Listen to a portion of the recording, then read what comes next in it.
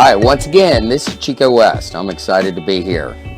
We're back for episode 3 of Filter Optional on New Year's Eve, the last day of 2018. And guess what? We are wearing our burnt orange. He made me wear my burnt orange. Tomorrow, we will be in the stands watching the Texas Longhorns play the Georgia Bulldogs. We are fired up for the game. With our son on the sideline, so... What'd you say? With our son on the sideline. Oh, yes, he will be, won't he? Gosh, he is on the football Usually team. you that points that out. But I have to say that because that's why I have my burnt orange on and not my crimson tide, roll tide. Yeah, but we're winners always anyway. So we'll move on to the Longhorns now. Hook 'em. Hook 'em, baby. Hook 'em. We can do that right there. So we're excited. Since this is the last day of 2018, we thought about talking about sex. No, oh my gosh. That's for episode 154, if we can get there. So you didn't know I was going to say that, did you? I didn't. Yeah. It doesn't surprise me. We kind of planned it out, and I go, I'm going to do a shocker. We're not going to talk about sex. No, we are not. But I was thinking that would be a fun topic to talk about. And for our sweet goddaughter that watches, we're sorry. Yes. Your godfather is a terrible man. I wouldn't say that. No. But what we do love is we do love questions. We got a question from our first episode talking about ADD and addiction, to medicate or not. We're going to do an episode on that. We love questions, so we encourage y'all after watching the episode or during the episode, if something comes up, we'd love for y'all to talk about, ask us questions. That is a great question. Instead of like, why is your golf game so bad, Chico? Oh, someone asked that question, yes. We're not going to answer those questions. No, but what we're thinking about was, New Year's resolutions. Yes, because everybody on January 1st, right, they make their resolutions. They decide what 2019 is going to be. They're going to set it up. Yes, and you know what? I did a little research. The most common resolutions, the 10 most common, eat healthier, get more exercise, save money, focus on self-care, read more, make new friends, learn a skill, get a new job, take up a hobby. But I like number 10, make no resolutions. Well, yeah. My resolutions are always strange. Like, I remember one year I resolved to not tell such long stories, Yes. Because you thought I told such long, detailed stories. Way too much detail. I had to work on that, though. I had to think about that. Yes.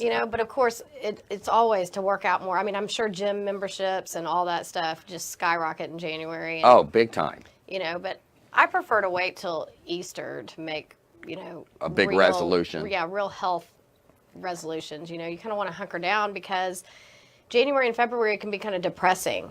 Yes, as far they as the can. weather, and so you're already setting yourself up for failure in a lot of ways as you head into the most depressing months in the according to you. According to me, yes. Yes. That is my personal opinion.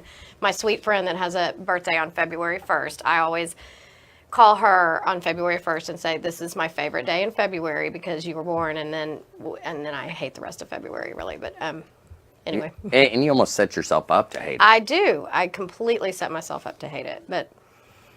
There's a part of me that I love February because we go down to the San Antonio Rodeo. Yes, I love that part. Yes, I do too. But we did get a question about resolutions because, someone was wondering. A lot of people resolve to quit drinking or doing drugs. Yes. As the part of their New Year's resolution, as part of their healthier lifestyle and all that kind of stuff, and they make these resolutions, and generally when we make resolutions, we can stick to them for a couple of months, correct? I mean, I can go to the gym, start working out, feel better. And so people will resolve to quit drinking or doing drugs, and then they can't stick to it. And why not? That's a great question, Shannon. I love that because a lot of times people don't understand if they can't stop doing that is they have usually they have a disease. I like to sum up, at Casa Colina, we talk a lot about the disease concept. And the disease concept is, I have an allergy of the body and an obsession of the mind. Right, right. And So, but when a loved one says this, the person that is living with the person struggling with addiction is going to say, yes, this is going to be our year where we mentally, health wise, get back on track. And they really mean it when they say it, or they seemingly mean it. oh, big time. But then you feel like they're a liar because they can't do it. So what's the story on that? Well, I love that you asked that, because lots of times after they've gone on a spree, on a bender, and Like during the holidays when there's so many parties and family functions and everyone's drinking. everybody's drinking, and they might say some stuff or do some stuff in that family situation where all of a sudden, okay, there will be consequences, and something happens. That's after the allergy and the spree occurs. They come out of that and they have this firm resolution not to do it again. Right. And the family member believes them. I believe them. A lot of You times. believe them. The family member believes them. But here's the deal. Do they believe themselves? I think they really, a lot of times, do. That's the big misconception. People that are alcoholic, drug addict, I just like to sum it up in that, all in the same box. Yes. But a lot of times they have that firm resolution. They believe it. They really want to change. Most alcoholics want to change. And they get that firm resolution. They put up this, in a way, a boundary. But what happens, that's where the mental part comes in. They become restless, irritable, discontent. Right. I've heard you talk about that a lot.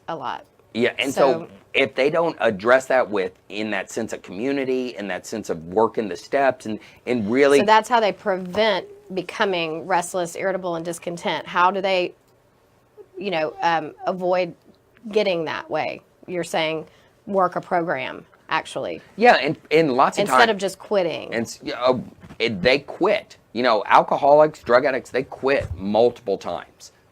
Or they all of a sudden try to cut back and not use as much. Right. And that might work for a time period.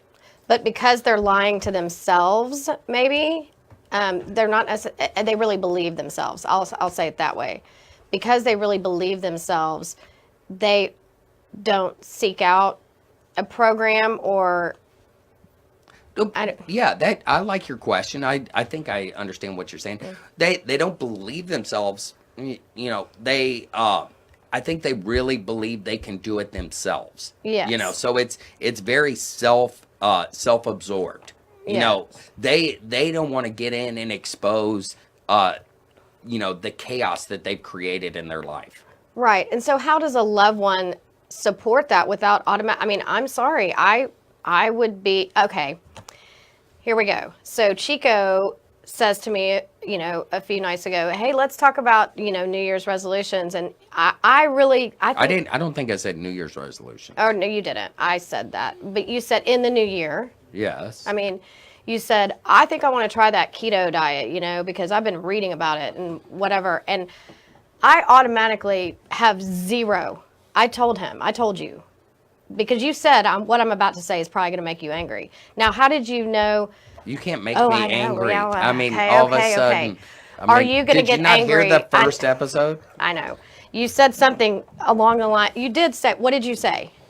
I want to tell you something, but you're going to get angry. No, you might get angry. I said, I have an idea I would like to share with you. But I'm afraid to share. I'm afraid to share because you might cut me off. You're going to get angry. You use the word angry. Okay, I don't think. Okay, because then I did get angry because we won't be doing a diet. I have zero faith in you to plan, execute, and whatever. It would be like a loved one that has been living with someone that is drinking or drugging, as you say, and they say, no, in the new year, I really, want to behave differently. And how does the loved one support that without automatically having the incredibly negative thoughts like I had? Like, that is not going to happen. I'm going to be your keto coach, your keto cook, your keto shopper, and I am not doing that. So how does a loved one support someone that has consistently shown that they are not going to follow through? Well, and I like that because where you were struggling is you were thinking, man, I am setting you up to do everything, and I'm just going to be the only one that benefits.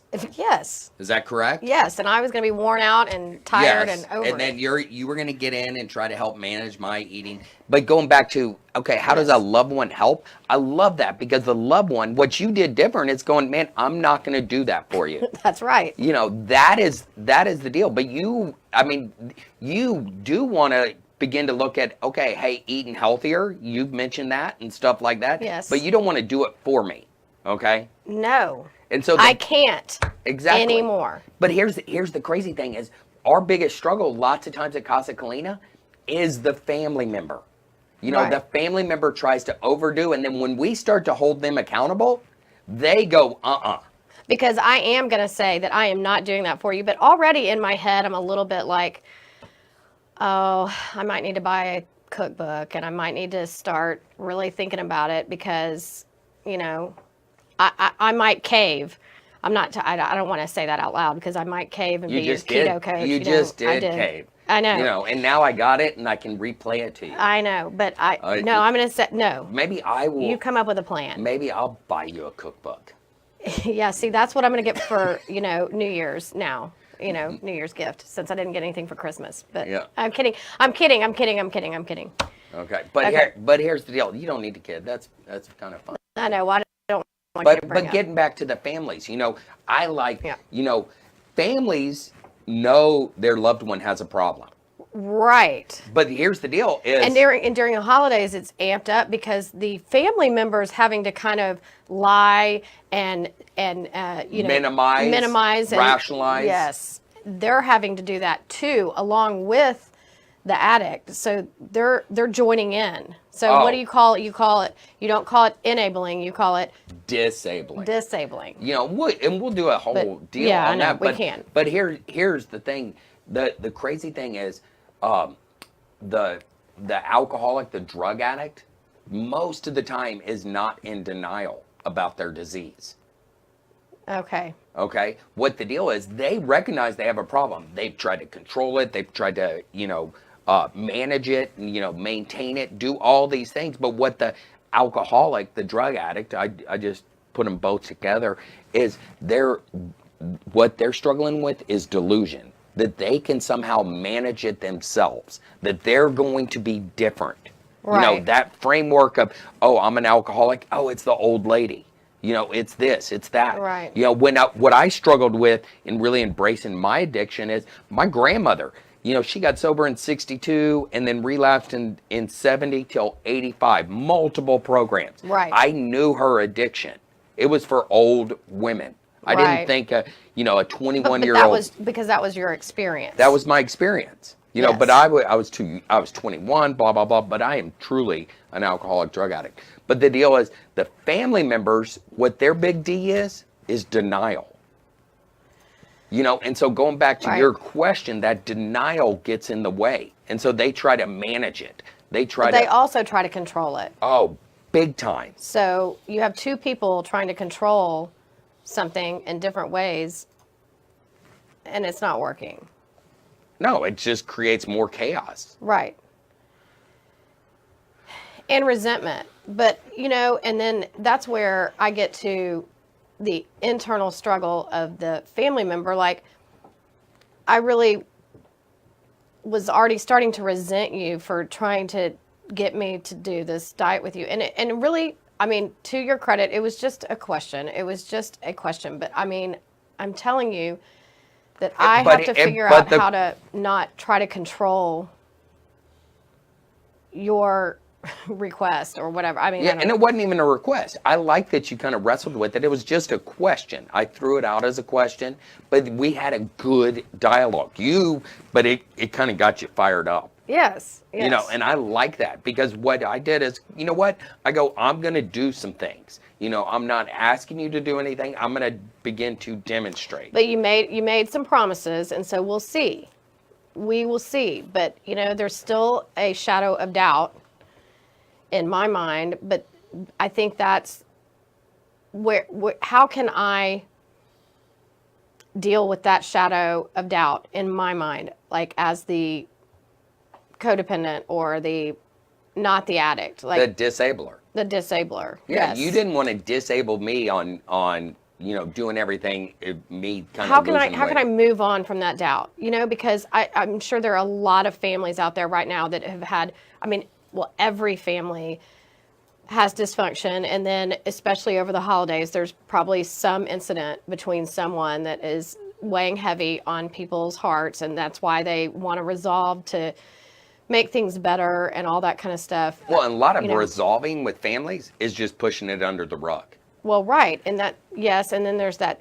We talk a lot about. I know we don't want to talk about it now, maybe, but secrecy versus privacy. Like, I don't think that families have to expose their private dealings with things. Like, however I choose to deal with myself, and however you choose to get treatment and help, and same with me. However we choose to work our steps or our prayer life, or that's between you and I and God.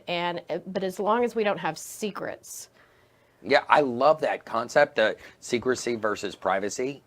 So real quick, just to kind of pause on that and jump on that is, Yeah, sorry.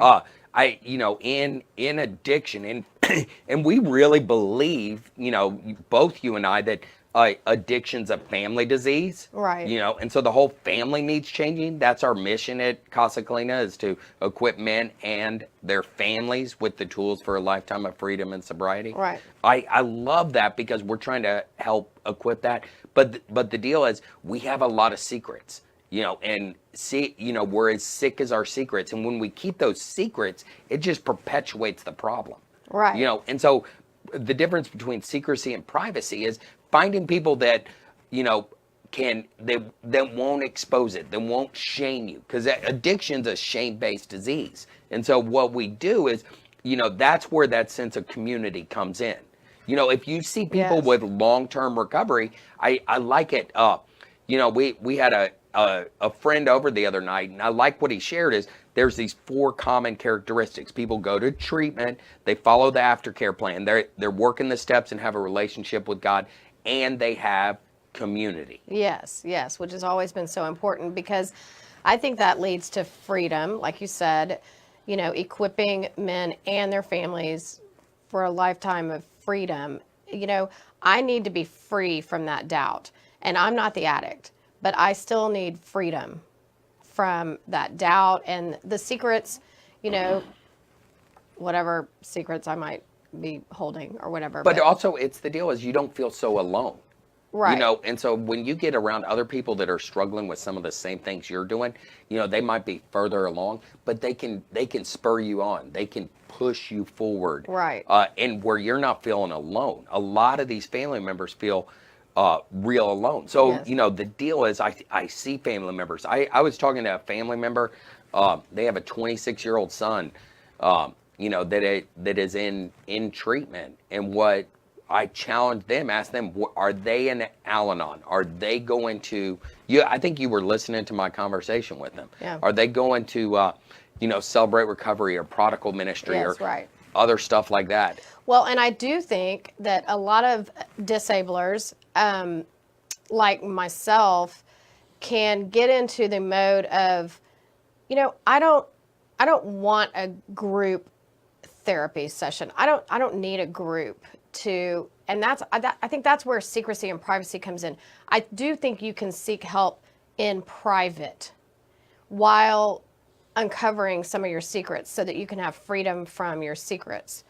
But I don't know that I do agree with you, as from a treatment standpoint, that you need an Al-Anon group or a Celebrate Recovery or a Prodigal Son. But I also know my personality, and being married to you, being married to an alcoholic, and doing my own work with Al-Anon, I was able to kind of privately work through my steps because of my schedule and because of everything else, to get me out of denial. Yes, but you know, but at the everybody same, everybody needs a way to get out of that denial. but that's the great thing about the steps is you want to work with a sponsor. You want to do Yeah. it, one-on-one. You're not going to go exposed. But once again, we still had community. We still had Yes, people in there. yes. So you're not saying no to community. But the deal is, that's the deal is we want to encourage because But you- a lot of times, family members, I'm going to use this word, they're sometimes sicker than the addict. They're really getting in there. Right. I helped produce an 80-minute documentary Right. called Ask, and you can find it. It's called askdocumentary.com. And it's free, and it's won Yeah. some awards. But it was really talking about the family members too. right. Yes. And so I love it because we followed around some different families and talked about that the addiction. And what I was talking about earlier when you were asking me about, the allergy of the body and the obsession of the mind. Yes. That's the cycle of addiction. I believe there's a cycle of addiction with codependency. But the Yes. deal is, the alcoholic, the drug addict, they're destructive. They're like the Tasmanian devil. They're tearing everything up. Yes. Yes. And so the family members don't see where their dysfunction is. Yeah. It's hard. It's hard to see. Yes, because what you're doing is, I'm doing the right thing, but you're not addressing what's going on internally. Right. But and because of all the feelings, there's shame, even though you're not the addict. There's shame that's actually going on underneath your roof, and so again, it goes back to addressing the feeling. Learning how to deal with your own feelings. Like if I start to feel shame because of you, that's codependent because Bingo. I'm not Ding, ding, responsible. ding, Yeah, ding, ding. I'm not responsible for your feelings, but yet I'm carrying them. But that's a good codependent. They Yeah.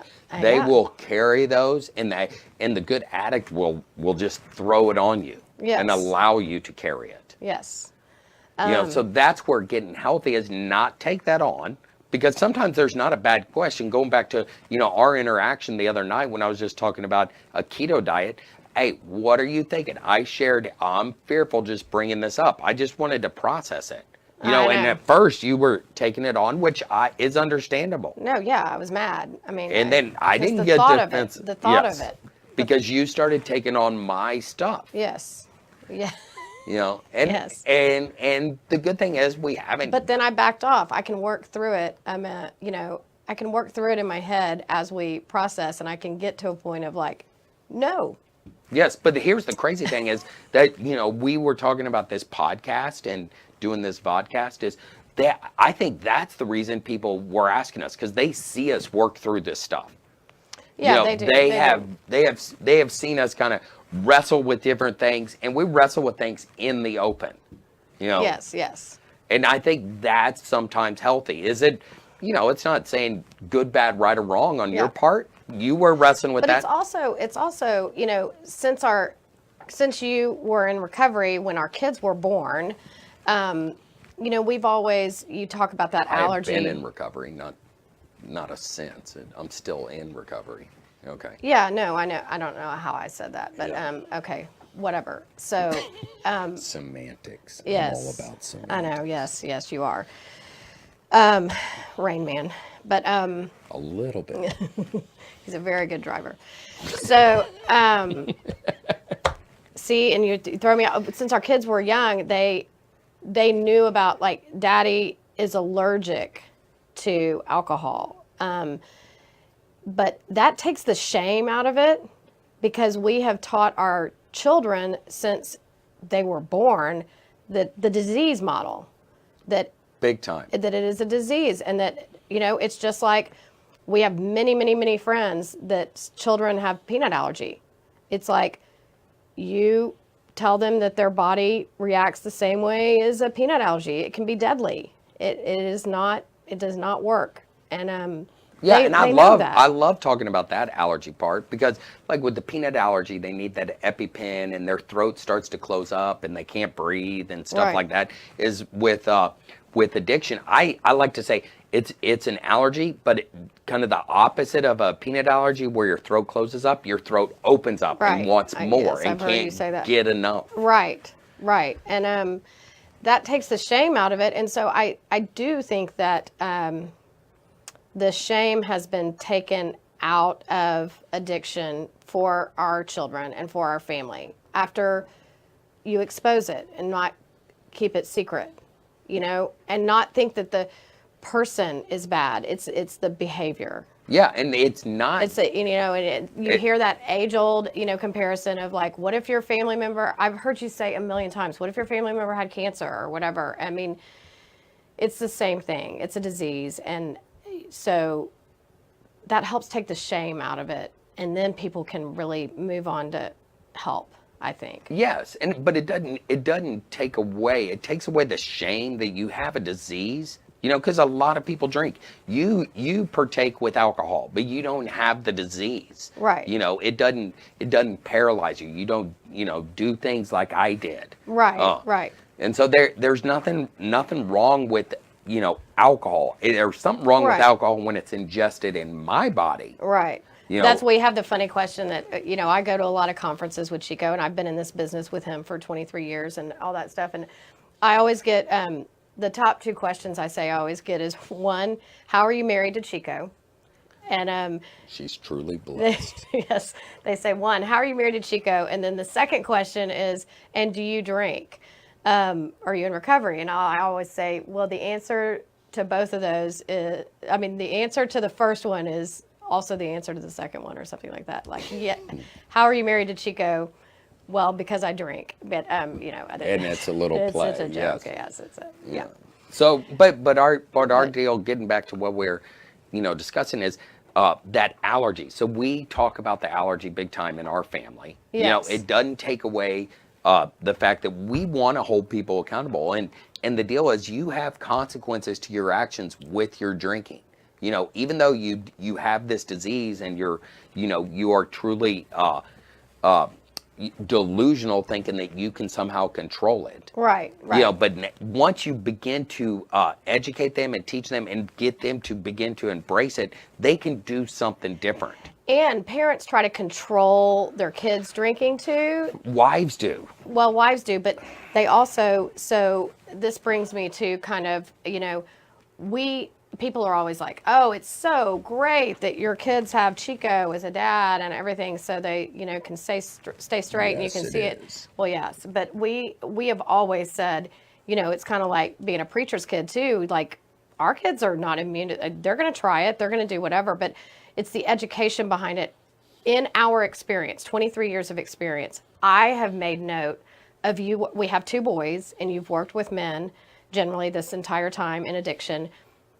I think, I don't know what the percentage is, but most of these young men that ended up struggling with addiction started their usage at a young age. Oh, Like 13, 14, like or middle even school, younger. or Yeah. even younger. But so that was always my point to our kids. Like, you're going to make your own decisions. You're going to. And there's I didn't try to consequences control to those decisions. Right. I didn't try to control that, but I tried to tell them the earlier that you choose to get curious or partake, the bigger your chances are that you are going to end up with the disease of alcohol. That's Well, and scientific. A Yes. lot of people want to go to science. Oh, that's big time science. But I love the fact is, the earlier you choose, just what you said right Yeah. there, the earlier you experiment. That's why I encourage families, the earlier you talk about it. Yes. Our son our oldest is 19. And when he was 7 weeks old, I picked up my 10-year chip. Right. With him in your arms. Yes. Yeah. Went to, the Preston group and picked him up and celebrated 10 years of sobriety with my 7-week-old. Yeah. So they have been part of my recovery journey. But, but I talk to parents a lot about, because of our family and because of what you do and because you don't drink and I do. And So parents talk a lot about our kids and everything. And I found a common theme when Travis was starting middle school, like when this topic was coming up, is that, parents really had and I remember you telling me, you just wait, you may not want to be putting your opinion out there so much because you will have friends with many varying opinions about alcohol and high school, alcohol and teenagers. And I remember being on a treadmill one day and I got my iPhone out and I put in the notes that you can't train a child to drink responsibly. Yeah, and that would be a great topic. It would be a great topic. And so I like that we kind of spun out right there a little bit. Yeah, sorry, did I? Yeah, it's all right. But just talking about how come people don't, get help. A lot of times is the family members don't want to. That was a little off topic. Don't want to change. The family members just want the person to change instead of them changing. Right. The alcoholic drug addict, believe they're a little delusional, thinking that they can somehow control it or manage it. Right. That's why treatment is a great option. And at Casa Colina, we address all those things. Yes. And so I'm kind of giving a little plug for Casa Colina right here. Yes. So please listen. It is a beautiful place. Yes, it is. But all the places that you have been in charge of have been a safe place to get sober and unpack and help the families your crap. Unpack. Yes. And so we want to help families unpack their crap as well. Yes. And so with we're going to have many different topics here on this show. We're excited about the many different topics. Yes. We're excited about the new year and really want to encourage people to, pause over the next couple of days and go, okay, hey, what do I want in this new year? Maybe instead of, a specific resolution, but to make a resolution to work some sort of program to better your mental health. And your stuff, because we all have it, even if we're in denial about it. And I'll make a resolution to, continue to work on my codependency and taking on other people's feelings and volunteering just looking for everything at school. Exactly, you just overdo say no. it. But number 4 on the top 10 resolutions, focus on self-care. And what we believe is if you really work, work a program of recovery, that's focusing on self-care. Yes. And so what Shannon's saying is we want to encourage families, individuals, families, the whole 9 yards, is to work on that self-care. I was looking for some big word and I didn't get it. I'm not a wordsmith. Big word, I know, I am, but I don't even know what you're trying to say. Yes, So Happy New Year. Happy New Year. I got a buddy that has big words, and I think of him right now. Yes, yes. I'll just say MD. Yes. Okay. But I think that's good. Thank you. Happy New Year. Yeah, Happy New Year. We'll see you in the new year. Yeah. Y'all take care. Peace Hook out. 'em. Hook 'em, baby. Hook 'em.